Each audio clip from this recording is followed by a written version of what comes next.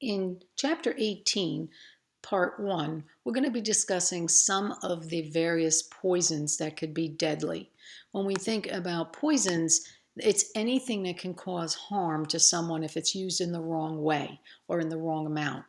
A toxin is a poisonous substance, and that can come from bacteria, plants, animals, and it changes the normal metabolism of cells. There are different types. Some can be ingested, inhaled, injected, or absorbed via contact. Different forms are solids, liquids, sprays, and gases. There are poisons found in the home. Antifreeze and windshield washer are amongst some of the most dangerous, and there are medicines that can be poison, as well as corrosive cleaners, fuels, and pesticides. If something is ingested, that means someone swallows a toxic substance, and this usually accounts for about 80% of poisonings. Analgesics account for the largest category, and you have to think about the severity of the poisoning when you're trying to determine how dangerous it is for the person. What are you to look for when somebody ingests a poison? Do they have abdominal pain and cramping, nausea, vomiting, diarrhea, burns, odor, or stains around the mouth, any type of seizure type activity, if you see the poison container nearby, or if they're drowsy or unconscious? What should you do?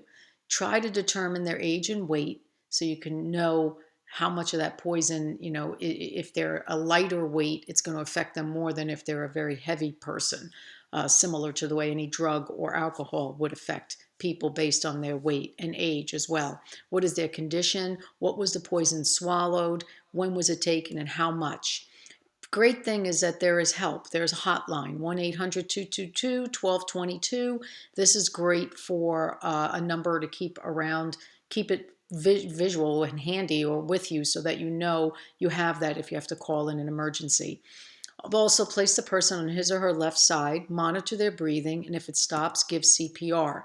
Sometimes we have issues with alcohol as poisons. Alcohol is an emergency situation if somebody has taken way too much of it and becomes toxic. It is a depressant. It can affect their judgment, vision, reaction time, coordination, can even cause death. What do we look for with alcohol intoxication? Alcohol odor on their breath or clothing, slurred speech, stumbling, can't carry on a conversation, flushed face, might be having seizures, vomiting. Look for injuries. Sometimes when people are intoxicated, they don't feel the pain. Monitor breathing and treat accordingly.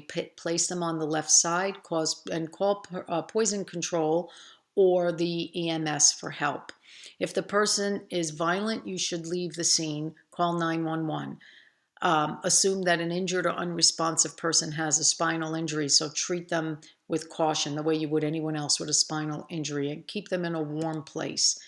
Different types of drugs can cause poisonous reaction, and especially overdoses of uppers, downers, hallucinogens, and inhalants. Sympathomimetics are stimulants, and it's any type of agent that produces a very excited state. So what do we look for when somebody takes a sympathomimetic drug? Look for disorganized behavior, hyperactivity. They seem restless or anxious. They have paranoia and delusions. What would you do? Check for breathing. Call the poison center or 911. Check for injuries, place on the left side, provide emotional support, and if violent, seek safety. You got to keep yourself safe. Hallucinogens produce changes in moods and sensory awareness, and they might make users dangerous to themselves and others. Look for people describing a visual hallucination. What's the intensity of that vision? Check their breathing. Call poison control or 911. Check for injuries. Place them on the left side and leave the scene if it's violent. Provide them with emotional support in a nonviolent situation. So pretty much the procedure of what you do is similar for these types of poisoning situations. Marijuana is widely used, about 20 million a day in the United States, but you can have an overdose of that as well. So if there's euphoria, relaxation, drowsiness, short-term memory loss, impaired thinking, depression, confusion, anxiety, panic, and hallucinations, you want to suspect an overdose of marijuana.